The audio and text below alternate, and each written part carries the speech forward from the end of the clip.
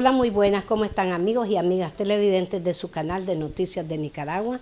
Siempre aquí con ustedes en su programa Conversando con María Elsa Suárez. Gracias. Hoy vamos a estar abordando un tema muy interesante con la psiquiatra doctora Yoconda Cajina sobre la esquizofrenia. Gracias, doctora, por estar aquí con nosotros. Gracias. Sí, bueno, como psiquiatra, pues sí, las personas nos buscan cuando padecen de esta aparatosa enfermedad, ¿verdad? Es una enfermedad que evoluciona, muy destructiva y que tiene que detectarse temprano, que la persona acepte, pues que tiene el problema para dejarse atender.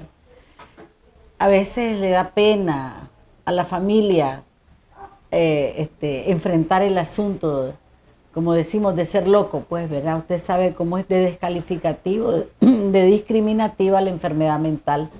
La persona puede ser objeto ya de no tener condiciones para comprometerse en un trabajo, en cosas serias, en casarse, en hacer una familia.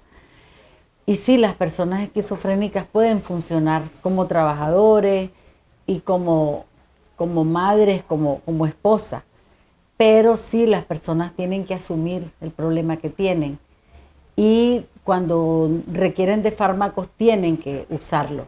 Es cuando las personas tienen síntomas psicóticos. O sea, el esquizofrénico tiene tal vez su propia forma de ver las cosas que no necesariamente discrepan mucho del otro, pero es su propio estilo, su propia visión particular. Entonces, si las personas entendemos y nos adaptamos y no entramos, ¿verdad?, en conflicto, ¿quién tiene la razón? Y pueden ser personas también con mucha fantasía, pero eso también, ¿cuál es el problema? Que la persona, ¿me explico?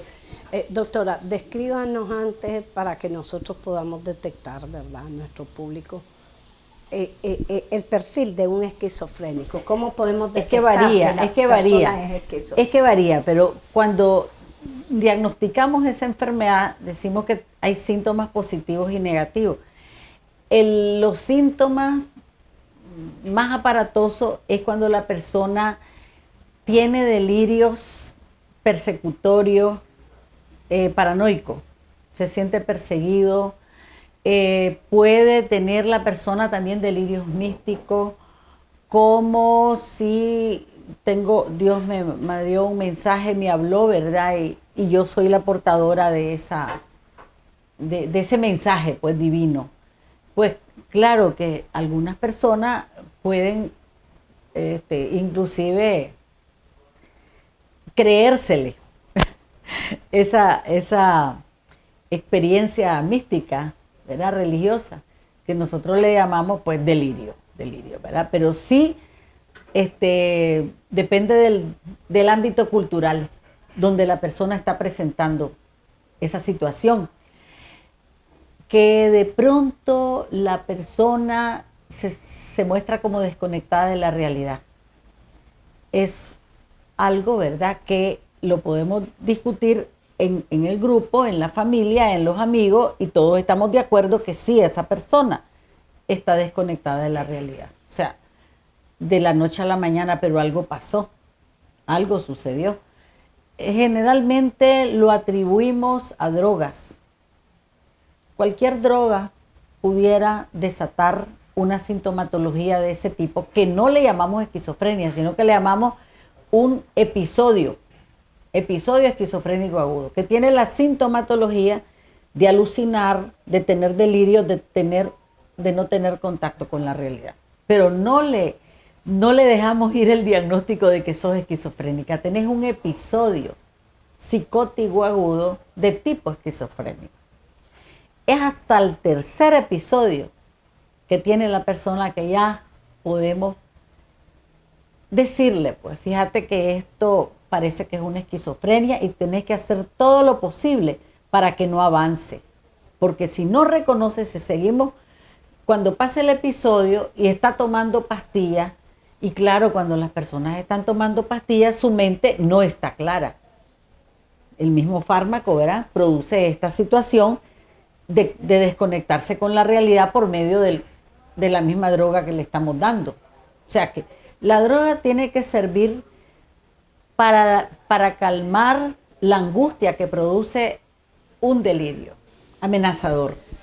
No tiene nada que ver el trastorno bipolar, ni el bipolar puede llegar a ser... Sí tiene que ver, Sí claro tiene que que sí. ver. Sí, porque fíjese que antes de la esquizofrenia había una depresión. O sea, yo diría que todas las enfermedades del Alzheimer, todita, se inician con una depresión. Entonces a la depresión la que tenemos que poner atención, y a veces, mire, viene desde la infancia. Por no es condiciones, hereditario, sí. no, pero son condiciones anormales que se viven en el entorno de la escuela, en el entorno de la casa, en el entorno del país. Entonces sí viene una persona caminando con esa apatía, con ese desinterés pues, de conectarse con la sociedad, de emprender proyectos, ya va una depresión estableciéndose y la persona va reduciendo su círculo. Y luego también se dan circunstancias en las que empezás a desconfiar de todo el mundo, por razones obvias, ¿sí? ¿Verdad? Porque te han engañado, porque te han estafado, me explico, porque te han traicionado. Pero la esquizofrenia, fíjense que antes cuando yo estudié psiquiatría, en los años 80, era lo que más se diagnosticaba. Era el 60% de los ingresos en el hospital psiquiátrico. Eso ya ha cambiado. Entonces ahora nosotros esperamos que haya más progreso de la enfermedad para asentar el diagnóstico, es decir, sos esquizofrénico. ¿Podríamos decir la esquizofrenia tiene cura? ¿O ya una persona esquizofrénica ya no? Mire, en mi experiencia, el primer episodio psicótico sí se atiende adecuadamente, que es una psicoterapia intensiva. ¿Para qué me sirve el medicamento? Yo le doy haloperidol para bajar los síntomas alucinatorios y delirantes. Bajando la dopamina cerebral, se reducen y hasta desaparecen pues todos esos síntomas. Sí. Por eso está demostrado que hay un desorden de hormona, de neurotransmisor, que es la dopamina. Pero la dopamina no sale así solita. Fíjese que hay otro aminoácido que favorece ese aumento de la dopamina, que es el ácido glutámico. O sea que no es tan fácil esto, pues para echarle la culpa a un solo neurotransmisor. La misma serotonina está implicada en esto. Entonces, todas las personas que consumen droga, sépanlo, van a desequilibrar sus neurotransmisores. Cualquier tipo de droga. El alcohol, que es la más común, ¿verdad? Pero la que más desdobla la personalidad y esto pues ya lo comprobé, ¿verdad? Con los distintos países que están publicando sus trabajos, que es la marihuana la que más genera esquizofrenia. Y cuando una persona, ¿verdad?, tiene un episodio psicótico agudo de tipo esquizofrénico y fuma marihuana, es el momento de parar. Simplemente le digo, no podés seguir consumiendo y no progresa. Algunos países ya la medicinal. Entonces, ¿cómo van a vivir esos países? Con muchos discapacitados. Bueno, Nicaragua no tiene capacidad para asumir discapacidad. Generalmente el esquizofrénico llega al suicidio. No generalmente, pero sí es un riesgo. Hay un riesgo, claro, cuando pensamientos torturantes. Mire, una de las cosas que yo investigo en la esquizofrenia es la ocurrencia del incesto, porque eso sí es algo bastante difícil de convivir con ello, bastante insufrible, pues, la experiencia del incesto, y sí lleva al suicidio, en ese caso, pues. Entonces yo sí tengo... ¿Usted quiere decir una persona que fue abusada de niña puede llegar a un caso esquizofrénico de adulto? Y fíjese que son los casos de las mujeres esquizofrénicas, porque la esquizofrenia es más común en hombres. La incidencia es mucho mayor en el varón y ya vio pues que está relacionada con la droga, porque los hombres son más abusadores de droga y la mujer pudiera estar más vinculada con el asunto del incesto, que no quiere decir que los hombres también no sean no vivan situaciones también de incesto. Sí. Pero bueno, pues como es una enfermedad, ¿verdad? O sea, como no la supo tratar desde niño, pasó la edad de la adolescencia, de adulto, no logró superar el trauma del incesto, entonces puede llegar a desembocar en una Mire, esquizofrenia. la asistencia de la salud mental, ¿verdad? Y fíjese que antes no se hablaba, por ejemplo, de la ocurrencia de travesuras sexuales, le decíamos, ¿verdad? Cuando éramos pequeños, a jugar al sexo con los primos. Y fíjese que sí tiene efecto. Y como ahora se está usando más el que las criaturas las preparamos para que hablen, ¿verdad? Número uno, se habla del asunto. O sea, todos los acontecimientos sexuales en la infancia pueden constituir un factor de producción de depresión, de sentimiento de culpa, de inferioridad, me explico, de guardar silencio inclusive, pues de no atreverse uno a hablarlo eso con su mamá, con su papá. Entonces, si ahora yo creo que estaríamos previniendo cuando nosotros abrimos la conversación de los asuntos sexuales con los niños, que hablen de lo que pasó. Una niñita, ayer me decía una niñita de 8 años, que el primo me hizo el acto sexual. La mamá casi se muere, ahí se desmaya. Y que fue, sí, el niño le bajó el calzoncito y estuvo tocándole con su pene en la nalga, el muchachito también pequeño. Pero para la niña, ella dijo, me hizo el acto sexual. La virgen dice, no es posible, esto no es acto sexual, es acto sexual. Y ella perfectamente, la niña lo dijo. Y lo va a manejar siempre. Sí. Y mira lo que usó el muchacho, vivo, ¿verdad? Le dio un celular, la puso, entonces la niña me está diciendo, es que yo, me dice, soy adicta al celular. Ok, entonces, ya con el celular, él la distrae y empieza a juguetear con ella. Y entonces la muchachita lo dijo con todas sus palabras, me hizo el acto sexual, y es un acto sexual. No necesariamente el acto sexual significa lo que usted aunque entiende sea algo. el primo otro niño. ¿Y qué? Son juegos sexuales. ¿Me explico? De niños. Dependiendo de la edad que tenga, es un juego sexual y es un abuso porque no fue con el consentimiento de ella, fue con engaño. ¿Verdad? Y es más, si el niño es más grande y la muchachita es más pequeña, ahí hay dominancia, hay manipulación y hay delito. Entonces, si esta niña no logra enfrentar, o los padres que ayuden a enfrentar ese problema, hasta ya adulta, puede llegar a desencadenar los secretos que vamos guardando. Esquizofrénicos. Todo lo que nosotros, ¿verdad?, vivimos internamente como un gran conflicto que afecta a mi personalidad, que me siento inferior, me siento que nadie me va a creer, que sí, que voy a ser castigada y vivo con ese miedo de lo que me puede pasar. Y hay niñas más grandecitas que piensan que están embarazadas por lo que pasó. Y empieza la tortura, inclusive de embarazos de fantasía. Bueno, entonces la esquizofrenia... Pero mucha gente cree, ay no, eso fue de niña, eso fue en el pasado, ahora ya es otra época, pero andan esos trastornos, esos problemas no resueltos de infancia son los que desencadenan. Es ahí donde ya de tenemos adulto que prevenir la esquizofrenia, porque esas depresiones infantiles, con el tiempo, las personas se van haciendo solitarias, aisladas, introvertidas.